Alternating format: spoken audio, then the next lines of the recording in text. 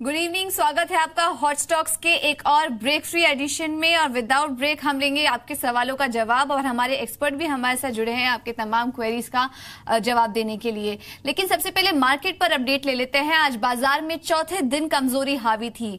Nifty की बात करें तो 260 अंकों से ज्यादा की कमजोरी और सेंसेक्स में भी काफी ज्यादा कमजोरी आज देखने को मिली है। लेकिन मार्केट पर कुछ और अपडेट लेने के लिए रजत जुड़ चुके हैं हमारे साथ। रजत, बताइए आज बाजार में कमजोरी की वजह क्या क्या थी, क्या क्या की फैक्टर्स थे जिसमें कि बाजार में आज लगातार चौथे दिन बिकवाली हावी थी? चार ट्रेडिंग सेशन से देखें तो बहुत स्ट्रांगली हायर लेवल्स पे बिकवाली होती चली जा रही है और कंसर्न्स मार्केट्स पे अब डेवलप हो गए हैं। देखिए आज जिस तरीके की बिकवाली थी तो साफ तौर पे पता चल रहा था कि मार्जिन ट्रिगर हुए हैं, यानी कि जो प्राइस में ड्रॉप है उसके कारण जो मार्जिन पोजीशंस उठाई जाती है वो कहीं ना कहीं उनका ट्रिगर हो जाता है, मार्जिन कॉल्स निकल आती है मार्केट पर। बिल्कुल वैसे ही होता नजर आया। 9800 के लेवल के नीचे गए लेकिन एकदम से स्पाइक लेटर आधे घंटे पे बनता हुआ नजर आया, यानी कि स्टॉप लॉसेस ट्रिगर हुए हैं जो बड़ी पोजीशंस पड़ी होती है मार्केट पे। खासतौर से आज जो गिरावट थी उसमें छोटे मझौले स्टॉक्स में ये मिड कैप कैटेगरी के बी कैटेगरी और ए कैटेगरी जो स्टॉक्स थे वहां पर ज्यादा कार्नेज देखने को मिल रहा था। एफएनओ की सूची देखें तो कई स्टॉक्स तो 8-9% टूटते हुए नजर आए। तो साफ तौर पर इस समय जो डर पैदा हो गया है वो एक कंसर्न है। जियोपॉलिटिकल टेंशन से मार्केट पे हावी है, वैल्यूएशंस काफी स्ट्रेच नजर आ रहे हैं मार्केट पे। और दूसरा जो अगर यहाँ पर ये शेल कंपनियों की सूची और खिंच जाती है या फिर और लंबी बड़ी हो जाती है तो उसका भी कहीं ना कहीं एक नेगेटिव इफेक्ट मार्केट्स पे साफ तौर पे देखने को मिलेगा। तो ट्रेडर्स नर्वस हैं, लेकिन अब इन स्तरों से बहुत बड़ी बिकवाली की उम्मीद तो नहीं की जा सकती, लेकिन फिर भी कोई भी पुल बैक मिला तो ट्रेडर्स को यूज करेंगे बिकवाली करने के लिए। आज की ही गिरावट देखें तो इंडेक्स हैवी वेट जैसे कि टाटा मोटर्स डीवीआर ऑब्वियसली नतीजों का इंपैक्ट देखने को मिल रहा था, लेकिन doctor Reddy's, bank of Baroda top losers की सूची में शामिल थे। कोई एक तो दुक्के स्टॉक्स थे, टेक महिंद्रा, इन्फोसिस, विप्रो जैसे स्टॉक्स जहां पर कुछ माइनर पुल बैक देखने को मिल रहा था, लेकिन गिरावट रियल्टी स्पेस में, इसके अलावा banking stocks, oil and gas space, यहां पर काफी स्ट्रांगली बिकवाली होती हुई नजर आए। और रियल्टी सबसे ज्यादा टूटने वाले स्टॉक्स जो थे लेटर आधे घंटे में वो सिर्फ रियल्टी ही साबित होते हुए नजर आए। तो इस समय अक्रॉस द बोर्ड बिकवाली देखने को मिल रही है। कोई ऐसी डिफेंसिव पॉकेट्स मार्केट्स में नहीं बन रही है जहां पर कह सकते हो कि यहाँ पर पोजीशन तेजी की बनाई जा सकती हैं। ऐसी मार्केट में कोई भी पुल बैक मिलता है तो ट्रेडर्स को यूज करते हैं बेचने के लिए। तो आखिरी कुछ घंटों में आज रियल्टी शेयर में काफी ज्यादा दबाव देखने को मिला और अक्रॉस द सेक्टर आज बिकवाली हावी थी। इसके अलावा शेल कंपनी, कमजोर नतीजे और लगातार जो ग्लोबल राजनीतिक संकट बने हुए हैं उसकी वजह से भी बाजार में बिकवाली हावी है। लेकिन आइए जान लेते हैं कि इस बाजार पर मार्केट के दिग्गजों का क्या कहना है। बहुत ही अच्छा हुआ है जो करेक्शन आया है, और 5000 पॉइंट का 40% अगर हम पकड़ते हैं तो 2000 पॉइंट का करेक्शन टॉप से होना चाहिए। तो मुझे लग रहा है कि ऑलरेडी हाफ करेक्शन हो गया है और हाफ बाकी, यानी कि 1000 पॉइंट गिर गए हम टॉप से, और 1000 पॉइंट यानी 30,600 30,800 के आजू बाजू मेरे ख्याल से मार्केट स्टडी होगा। उसके बाद हम सेकंड क्वार्टर के रिजल्ट्स दिखेंगे। रिजल्ट्स अच्छे आएंगे तो अपने आप स्टॉक्स परफॉर्म करने लगे। फार्मा का जहां तक सवाल है, मेरे ख्याल से फार्मा में कोई इतनी फंडामेंटल प्रॉब्लम नहीं आई है। आईटी में थोड़ी स्ट्रक्चरल फंडामेंटल प्रॉब्लम है, पार्टली इमिग्रेशन की, बट मोर इम्पोर्टेंटली टेक्नोलॉजी के काफी टेक्नोलॉजी का जो चेंज आया है, आर्टिफिशियल इंटेलिजेंस और अदर चीज ऑफ क्लाउड जो सब आया है, उससे उनके बिजनेस मॉडल में कुछ बदलाव आया है और उनको कुछ चैलेंजेस आए हैं जो पूरी तरह से सॉल्व नहीं कर पाई हैं कंपनीज। तो आईटी का जो है वो थोड़ा चैलेंज स्ट्रक्चरल है और वो थोड़े टाइम चलेगा। तो ये कुछ मार्केट एक्सपर्ट बाजार पर अपनी राय देते हुए।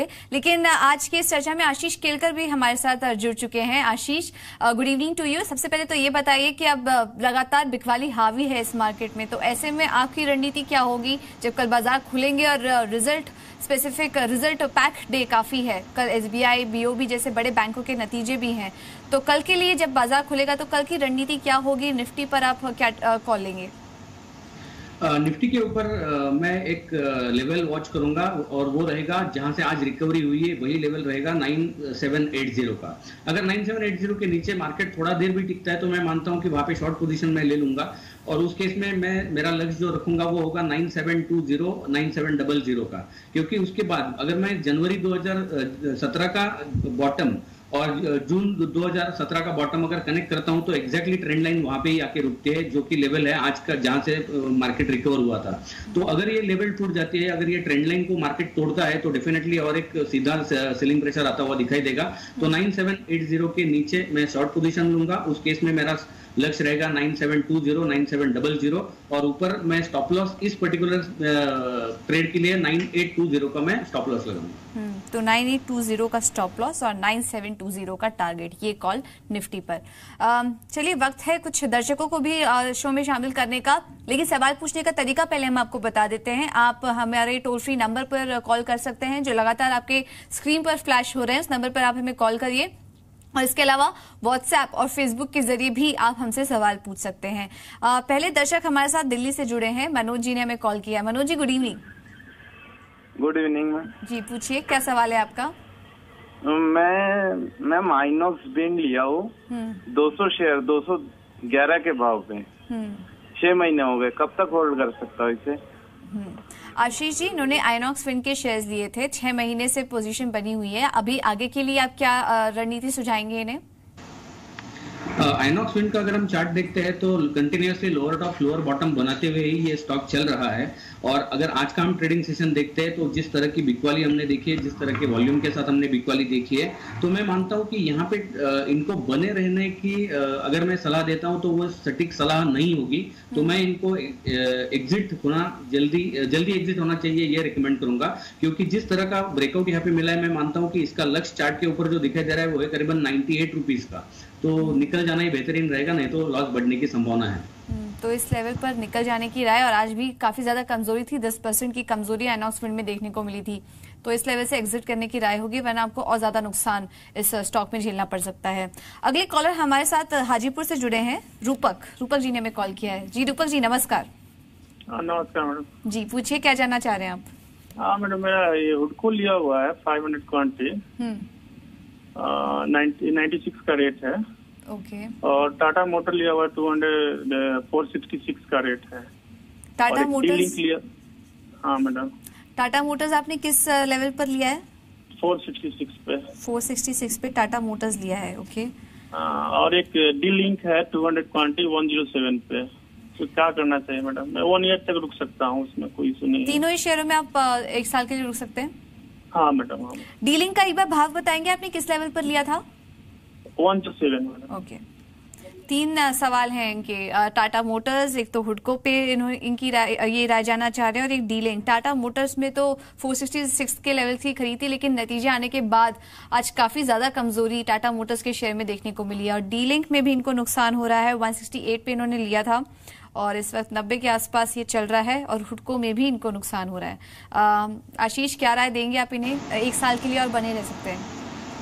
ओके, सबसे पहले मैं टाटा मोटर्स के ऊपर बात करता हूं। टाटा मोटर्स का अगर हम दिसंबर 2016 से लेके अभी तक का चार्ट देखते हैं तो बहुत ही इंपॉर्टेंट लेवल था करीबन 427 रुपए का, जिसको हमने कुछ 2 या 3 ट्रेडिंग सेशन पहले ही ब्रेक किया है। तो वहीं पे एक सेल सिग्नल फॉर्मेशन बन गया था, और जिसका नतीजा हम पिछले 3 ट्रेडिंग सेशन में देख रहे हैं, और आज तो नतीजे भी खराब आए हैं। तो इसकी वजह से हमने इस स्टॉक को 380 के लेवल पे आते हुए देखा है। तो मैं मानता हूं कि ये ऐसा समय है कि यहाँ पे से इनको थोड़ा धीरज रख के इस स्टॉक में से निकल जाना चाहिए। जब चार्ट के ऊपर यू टर्न मिलेगा, कोई प्राइस पैटर्न का ट्रेंड रिवर्सल प्राइस पैटर्न मिलेगा, तभी वापस इसमें निवेश करना चाहिए। हो सकता है कि और भी सस्ते दरों में इनको टाटा मोटर्स मिल सकता है। दूसरा, उन्होंने कहा था डीलिंग का अगर हम चार्ट देखते हैं तो ये यहाँ पे एक छोटा सा पॉजिटिव चीज चार्ट के ऊपर दिखाई दे रही है। फिलहाल ये स्टॉक 90 रुपए पे बंद हुआ है आज की तारीख में, और बहुत ही अच्छा स्ट्रॉन्ग सपोर्ट जो दिखाई दे रहा है वो है करीबन 82.5 83 के करीब एक स्ट्रॉन्ग सपोर्ट है। तो अगर यहाँ से नीचे भी आता है तो वो होल्ड करके रखने की मैं सलाह दूंगा। 83 का स्टॉप लॉस लगा के डीलिंग इनको होल्ड करके रखना चाहिए। और तीसरा, इन्होंने सवाल पूछा था हुडको के लिए। हुडको का अगर चार्ट देखते हैं तो पिछले 8 ट्रेडिंग सेशन में इसने कंसोलिडेशन बनाया था, जिसको आज इसने तोड़ा है, लेकिन उतना ज्यादा वॉल्यूम के साथ नहीं तोड़ा है। फिर भी मैं इनको होल्ड करने की सलाह देता हूं with stop loss of 75 rupees. तो हुडको को होल्ड करिए 75 के स्टॉप लॉस के साथ, डीलिंग को भी होल्ड करने की राय, और टाटा मोटर्स में आप कुछ शेयर से एग्जिट कर लिए और पार्शियली इसमें बने रहे स्टॉक में। गुजरात से हमारे साथ दर्शक जुड़े हैं, निखिल जी, नमस्कार। नमस्ते जी, पूछिए।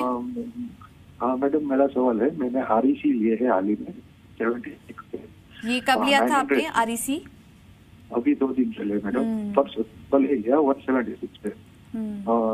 तो मैडम अब मैं होल्ड करूँ या अभी तो आज वो? इसमें खबर भी आई थी आरईसी में, जिसकी वजह से इतनी कमजोरी देखने को मिली और इनकी भी खरीद ज्यादा पुरानी नहीं है, 2 दिन पहले ही इन्होंने लिया था, लेकिन आज जो खबर आई है उसकी वजह से काफी ज्यादा टूट चुका है ये शेयर। सीएजी की कुछ रिपोर्ट्स आई हैं जिसमें उनका कहना है कि आरईसी ने ड्यू डिलिजेंस नहीं दिया था पावर कंपनियों को लोन देते वक्त। इस वजह से हमने देखा कि आरईसी और पीएफसी इन दोनों ही पावर फाइनेंस कंपनीज में एक नेगेटिव रिएक्शन देखने को मिला। क्या राय देंगे आशीष, इस लेवल पर आप आरईसी 900 शेयर्स इन्होंने 176 के लेवल पर लिए थे और काफी ज्यादा नुकसान इनको हो चुका है, तो कुछ समय आप राय देंगे अभी बने रहने की स्टॉक में? मैं इनको एग्जिट करने की सलाह दूंगा क्योंकि इसने एक डाउन फ्लैग पैटर्न फॉर्मेशन को आज ब्रेकआउट दिया है और अच्छे खासे वॉल्यूम के साथ दिया है। और अगर मैं डाउन फ्लैग का फॉर्मेशन का अगर प्राइस टारगेट निकालने की कोशिश करता हूं तो वो है करीबन 146 का। तो यहां से भी ये स्टॉक 146 तक नीचे जाने की संभावना अगले 1 या 1.5 हफ्ते में दिखाई दे रही है। तो मैं मानता हूं कि स्टॉक में से निकल जाना अच्छा रहेगा। नया निवेश अभी फिलहाल करना नहीं है क्योंकि मार्केट का जो ओवरऑल मोमेंटम है वो बेरिश ही रहेगा। तो जो लॉस बुक करके बाहर निकलेंगे, जो पैसा आएगा तुरंत निवेश ना करें, कुछ दिन रुक जाए, जैसे ही मार्केट में यू टर्न आए किसी अच्छे स्टॉक में निवेश करें। तो आरईसी से फिलहाल इस लेवल पर एग्जिट करने की राय होगी।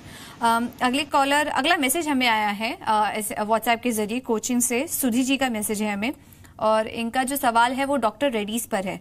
डॉक्टर रेड्डीज के इन्होंने 21 शेयर्स लिए थे और 2850 के लेवल की इनकी खरीद है और काफी ज्यादा नुकसान इनको यहाँ हो चुका है। टाइमलाइन इन्होंने मेंशन नहीं किया कब तक बने रह सकते हैं, लेकिन आशीष आपका क्या टेक होगा अभी इस टाइम अगर पूरे फार्मा स्पेस की बात करें तो? डॉक्टर रेड्डीज हमारे पास लगातार इस तरह की क्वेरीज आ रही हैं, तो क्या राय देंगे? अभी दूर रहे फार्मा शेयरों से?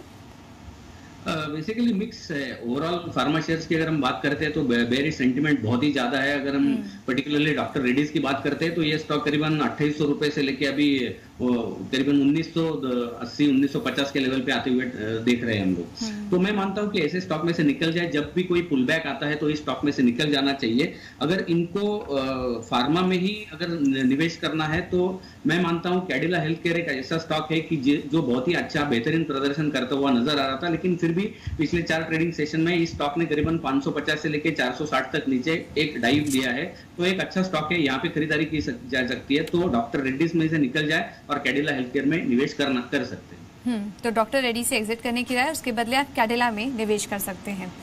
नोएडा से हमें कॉल किया है अभिषेक जी ने। अभिषेक जी नमस्कार। जी नमस्कार मैम। जी पूछिए, क्या जानना चाह रहे हैं आप? मैम मैंने SDIL का शेयर रखा है, 1000 शेयर है 80 रुपए के हिसाब से, ठीक है, 80 रुपीज पे। मैंने 5-6 दिन पहले लिया था, तो मुझे समझ में नहीं आ रहा कि मैं क्या करूँ, एग्जिट करूँ या होल्ड करूँ। ओके आशीष, SDIL उन्होंने लिया था 5-6 दिन पहले 80 के लेवल्स पर और अभी ये जानना चाह रहे हैं बने रहे स्टॉक में? एक्चुअली अभी फिलहाल देखा गया तो नुकसान बहुत ज्यादा हो रहा है इनको, लेकिन एक अच्छी बात इस स्टॉक में जो चार्ट के ऊपर दिखाई दे रही है और वो एक लेवल है जो कि करीबन है 52 रुपीज की। ये 52 रुपीज के जब तक ऊपर है तो मैं नहीं मानता हूं कि इसमें और ज्यादा गिरावट आने की संभावना है, क्योंकि अगर मैं इसका चार्ट देखता हूं तो ये सितंबर 2015 में इसने इस लेवल को टेस्ट किया था, करीबन मार्च 2016 में इस लेवल को टेस्ट किया था, नवंबर 2016 में इसको लेवल को टेस्ट किया था और वहां से उछला ही है ये स्टॉक। तो थोड़ा होल्ड रखे, पेशेंस रखे। 52 के नीचे अगर ये स्टॉक फिसलता है तो तुरंत एग्जिट हो जाए, 52 का स्टॉप लॉस होल्ड करें। पिछले 3 महीने में गिरावट भी इसमें काफी देखने को मिल चुकी है, 40% ये स्टॉक गिर चुका है। तो आपको ये राय दी जा रही है 52 के लेवल के नीचे जैसे ही ये स्टॉक आता है वहां से एग्जिट कर लें, वरना फिलहाल अभी होल्ड करिए स्टॉक को। अगले दर्शक हमारे साथ दिल्ली से जुड़े हैं, मूलचंद जी ने हमें कॉल किया है। जी नमस्कार सर। मूलचंद जी आपको आवाज आ रही है? चलिए, इनका मैसेज हमें आ गया है और इनका जो निवेश है वो आइडिया में है। आइडिया के इनके पास 100 शेयर्स हैं, 90 की खरीद है, मेरे ख्याल से हाल ही की खरीद लग रही है इनकी, क्योंकि इन्हीं के लेवल के आसपास ट्रेड कर रहा है। 90 की खरीद थी, 87 के आसपास आइडिया इस पर ट्रेड कर रहा है, लेकिन कमजोरी थी आज भी स्टॉक में, 3% गिरा ये स्टॉक। आशीष क्या राय देंगे आइडिया में आप? आइडिया का चार्ट अगर मैं देखता हूं तो 99 ये जो स्टॉक है 75 से लेकर 99 तक इसमें एक उछाल आता हुआ देखा था, लेकिन उस उछाल के बाद वापस एक सेलिंग प्रेशर आता हुआ हमने देखा है और जिसने मूविंग एवरेज को डाइवर्जेंस भी दिया है, नेगेटिव क्रॉसओवर भी हुआ है, शैडो इंडिकेटर्स भी उतने लुक्रेटिव नहीं है। तो इस आधार पर मैं उनको एग्जिट करने की सलाह दूंगा। तो ये राय आती हुई आइडिया सेल्यूलर में। अगला मैसेज भी हम ले लेते हैं, दिल्ली से हमें राहुल जी ने मैसेज किया है और इनका सवाल SBI पर है। 80 शेयर्स इन्होंने लिए हैं, 276 के लेवल की इनकी खरीद है और आज अगर देखें इनको मुनाफा हो रहा है काफी अच्छा। SBI कल नतीजे भी आ रहे हैं, काफी बड़ा दिन बैंक के लिए, और क्योंकि ये नतीजा इस लिहाज से भी काफी इंपॉर्टेंट है क्योंकि Q1 में बैंक का विलय हुआ और उसके बाद ये पहली बार कंपनी नतीजे पेश करने जा रही है, तो नतीजों पर खास नजर रहेगी, स्पेशली जो कमेंट्रीज निकल कर आएंगी स्लिपेजेस को लेकर, NPA को लेकर और वॉचलिस्ट को लेकर, वो काफी अहम होगी। तो अरुंधति भट्टाचार्य की तरफ से किस तरह की मैनेजमेंट कमेंट्री आती है इस पर नजर रहेगी। स्लिपेजेस बाजार मान के चल रहा है कि अगर बहुत ज्यादा हुआ तो वो SBI के लिए नेगेटिव हो सकता है, और अगर कुछ कम निकल कर आए या मैनेजेबल लेवल्स पे थे तो वो बैंक के लिए पॉजिटिव होगा। तो देखना होगा कि कल के नतीजों में क्या क्या इंपॉर्टेंट फैक्टर्स निकल कर आते हैं। लेकिन इनके सवाल पर इनका सवाल एक बार देख लेते हैं। इन्होंने 276 के लेवल पर लिया था, जो कि काफी अच्छा लेवल है, मुनाफा हो रहा है इनको। आशीष क्या राय देंगे SBI के लिए? डेफिनेटली होल्ड करने की सलाह होगी। अगर इनका जो इन्वेस्टमेंट होराइजन है वो लंबे अवधि का है तो डेफिनेटली होल्ड करके रखना चाहिए। अगर हम देखते हैं तो 315 से लेके ये स्टॉक थोड़ा करेक्शन में आया है, 296 के लेवल पे अभी ट्रेड कर रहा है। 315 से 296 यानी और थोड़ा करेक्शन बाकी है इस स्टॉक में, लेकिन वो करेक्शन मैं मानता हूं कि 282 281 के लेवल तक ही नीचे आने की संभावना चार्ट के उस हिसाब से दिखाई दे रही है, तो होल्ड करने की सलाह होगी। लंबे अवधि के निवेशक है तो और जैसा करेक्शन आता है तो और भी ये अपॉर्चुनिटी होगी स्टॉक खरीदारी करने की। तो होल्ड करने की राय यहाँ पर, अगर आप लंबे अवधि के निवेशक हैं तो बने रहिए स्टॉक में। पुणे से हमारे साथ फोन लाइन पर दर्शक जुड़ी हैं। मुमताज जी ने हमें कॉल किया है। जी नमस्कार। हाँ जी मैम नमस्कार। जी पूछिए। एवरेस्ट इंडिया था हमारे पास जो है ये 300 400 पे है लिया हुआ। ये कब लिया था आपने सर? 1 महीना हुआ करीबन। 1 महीने में काफी नुकसान हो चुका है आपको, करीब 100 रुपए नीचे गिर चुका है ये स्टॉक। तो बने रह सकते हैं आप इस स्टॉक में? हाँ अभी तो लॉस है तो फिर रुकना पड़ेगा ना। आशीष, इनको नुकसान हो रहा है तो आप क्या सजेस्ट करेंगे, अभी बने रहे स्टॉक में या एग्जिट कर लें? इसका 2 सेगमेंट में मैं जवाब देना चाहता हूँ। पहला सेगमेंट एग्जैक्टली क्या करना चाहिए इस पर्टिकुलर स्टॉक में। एवरेस्ट इंडस्ट्री का अगर हम चार्ट देखते हैं तो इसने करीबन जुलाई 2015 में एक टॉप बनाया था जो कि करीबन था 428 रुपए का, और रिसेंटली भी ये करीबन 420-425 के लेवल से जाके नीचे उतरा है। तो डेफिनेटली यहाँ पे जो सेलिंग प्रेशर आता हुआ नजर आ रहा है वो जारी रहने की संभावना है, और चार्ट के हिसाब से ये स्टॉक नीचे आ सकता है करीबन 265-270 के करीब। तो एग्जिट होने में ही ज्यादा समझदारी रहेगी, तो एग्जिट करने की मैं सलाह यहाँ पे देता हूँ। और दूसरी और इम्पोर्टेंट चीज मैं यहाँ पे सब दर्शकों को, जी बिजनेस के सभी दर्शकों को बताना चाहता हूँ कि अगर हमारा लॉस हो रहा है तो हमें रुकना ही पड़ेगा। ये कंसेप्ट हम अभी समय के साथ हमें चेंज होना होगा।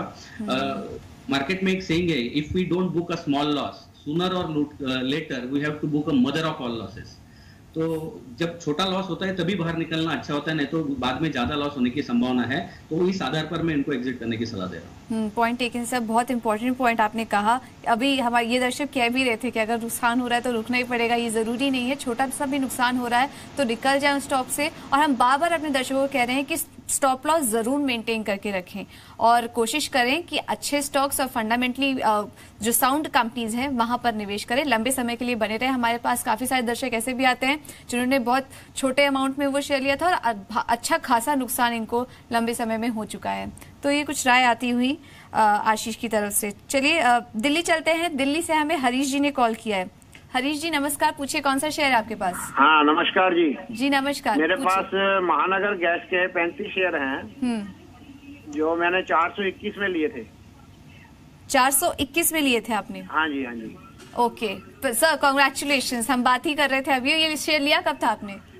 ये मैंने आईपीओ में लिए थे मैडम। आईपीओ की खरीद है आपकी? अच्छा। 421 के लेवल पर आपने लिया था और शानदार मुनाफा हो रहा है आपको, तो अभी आप क्या करना चाह रहे हैं, बने रहना चाह रहे हैं स्टॉक में? हाँ मैं सोच रहा हूँ कुछ मतलब पार्ट बेच दूं या सारे ही बेच दूं। हाँ आशीष क्या राय देंगे? महानगर गैस में काफी अच्छे लेवल पर इन्होंने आईपीओ के लेवल पर के टाइम पे खरीदा था और शानदार मुनाफा इनको हो रहा है, क्या राय देंगे?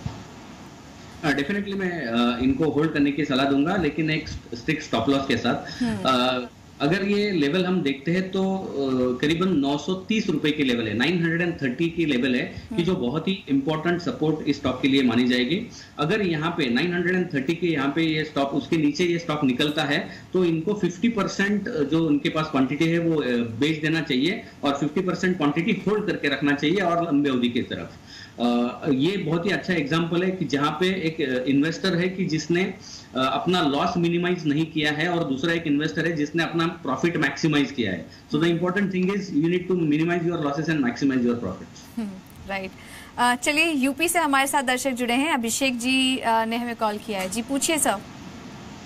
हाँ जी सर, मेरे पास सन फार्मा है 560 रुपए पे और कैस्ट्रॉल इंडिया है 395 रुपए पे। अभी क्या करना चाहिए? टाइम 3 महीने 4 महीने तक रुक सकता हूँ। कैस्ट्रॉल इंडिया आपने लिया है 350 रुपए पे? नहीं, 395 पे लिया आपने। ओके ठीक है। आशीष क्या राय देंगे? सनफार्मा ये लेवल सही है क्या अभी फ्रेश निवेश करने के लिए, या अगर इनको राय देंगे तो क्या बने रहे? और कैस्ट्रॉल इंडिया इनका अगला सवाल है, यहाँ पर भी इनको नुकसान हो रहा है, क्या राय देंगे? सबसे पहले मैं सन फार्मा के ऊपर बात करना चाहूंगा। डेफिनेटली एग्जिट करने की सलाह होगी क्योंकि इसने बहुत ही इंपॉर्टेंट लेवल था जो कि करीबन 498 का था, उसको तोड़ दिया है और इसके अगर एक अच्छा पुलबैक रैली एक्सपेक्टेड है इसमें, क्योंकि अगर हम देखते हैं तो पिछले करीबन 10 ट्रेडिंग सेशन में ये नीचे की तरफ ही जा रहा है, तो हो सकता है कि एक पुलबैक रैली आएगा। तो जैसे ये स्टॉक थोड़ा ऊपर उछलेगा तो ये एक अपॉर्चुनिटी होगी उनको बेच के निकल जाने की। और जैसे मैंने पहले भी कहा कि अगर फार्मा में ही निवेश करना है तो कैडिला हेल्थकेयर एक अच्छा, जैसे जैसे वो थोड़ा करेक्ट हो रहा है तो एक बाय करने की अपॉर्चुनिटी होगी कैडिला हेल्थकेयर। दूसरा इन्होंने कहा था कैस्ट्रॉल की अगर हम बात करते हैं कैस्ट्रॉल इंडस्ट्रीज की, तो यहाँ पे भी एक बहुत अच्छा सेलिंग प्रेशर यहाँ पे दिखाई देता है, बहुत अच्छे वॉल्यूम के साथ दिखाई दे रहा है। लेकिन एक इंपॉर्टेंट लेवल इस पर्टिकुलर स्टॉक के लिए मैं बता रहा हूँ, वो जो कि है करीबन 368 की, यहाँ से 10 रुपए नीचे 368 के लेवल पे बहुत ही स्ट्रॉन्ग सपोर्ट इस स्टॉक पे दिखाई दिया है। अगर रिस्क कैपिटाइट है तो 368 का स्टॉप लॉस लगा के होल्ड करें। तो अगर आप रिस्क ले सकते हैं तो कैस्ट्रॉल इंडिया में जो स्टॉप लॉस सुझाया गया है वो लगाकर होल्ड करने की राय होगी, और सन फार्मा से तो एग्जिट करने की राय इस वक्त आशीष की तरफ से। मुंबई से हमारे साथ एक दर्शक जुड़े हैं, सिद्धेश जी ने हमें कॉल किया है। जी नमस्कार, पूछिए क्या जानना चाह रहे हैं आप? हाँ, गुड इवनिंग मैम। मेरा क्वेश्चन ये था, मेरे पास रिलायंस डिफेंस के 300 शेयर्स है, एट द रेट ऑफ 52 में बाय किया। इसका लॉन्ग टर्म व्यू क्या रह सकते हैं? इसको होल्ड करके रखना चाहिए कितने टाइम तक के? ये अभी हाल ही में लिया था क्या सर आपने रिलायंस डिफेंस? हाँ राइट। तो आप बने रह सकते हैं लंबे समय के लिए? हाँ, वो क्वेश्चन था मेरा, कितने टाइम तक के मैं होल्ड कर सकता हूँ, मतलब लॉन्ग टर्म व्यू है। लॉन्ग टर्म व्यू है आपका। चलिए आशीष, लॉन्ग टर्म के लिए चार्ट्स कैसे दिखाई दे रहे हैं आपको रिलायंस डिफेंस के? 52 इन्होंने लिया था, इनके लेवल के आसपास ही इस वक्त ट्रेड कर रहा है, क्या राय देंगे रिलायंस डिफेंस? रिलायंस डिफेंस के लिए अगर हम ओवरऑल चार्ट देखते हैं तो इसमें बहुत ज्यादा उछाल मैं एक्सपेक्ट नहीं करता हूं। इस पर्टिकुलर स्टॉक में उछाल तभी आएगा जब ये स्टॉक करीबन 65 रुपीज के ऊपर जाएगा। तो ये जो स्टॉक है पिछले कई ट्रेडिंग सेशन से अगर हम देखते हैं तो ये एक नीचे का लेवल है जो कि करीबन है 46 रुपीज का और ऊपर का लेवल है 65 रुपीज का। तो इसके बीच में इसी दायरे में घूमता हुआ नजर आ रहा है। तो बहुत ज्यादा कितने भी लंबे समय तक अगर रुकते हैं और ये स्टॉक उसी में ऑसिलेट रहेगा तो ज्यादा मुनाफा होने की संभावना कम है। तो मैं मानता हूँ फिलहाल होल्ड करें, 46 का स्टॉप लॉस लगाए, जैसे 65 आता है इस स्टॉक में से निकल जाए और किसी दूसरे अच्छे स्टॉक में निवेश करें। तो 46 का स्टॉप लॉस और 65 का टारगेट दिया है इस वक्त आशीष ने। चलिए हॉट स्टॉक्स में अब इतने ही सवालों को हम आज शामिल कर पाएंगे। आशीष, बहुत बहुत शुक्रिया आपका हमारे साथ जुड़ने के लिए और तमाम सवालों का जवाब देने के लिए। हॉट स्टॉक्स में बस इतना ही, लेकिन कुछ और खबरों के लिए बने रहिए हमारे साथ। नमस्कार।